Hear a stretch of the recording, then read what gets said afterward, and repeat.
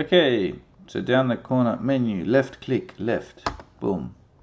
We need to find Python, LMNOP, Python, left click, there it is, Python, left click. You can either open this, left click, or you can go down to Python again, Python, left click, you can open idle.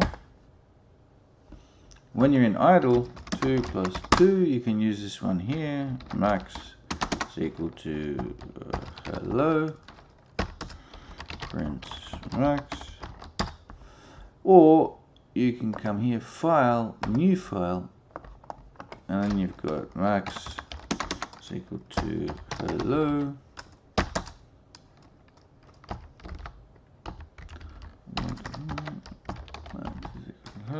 print print max, F5, run, save it. Okay, so that's how you do it there. Another thing you can do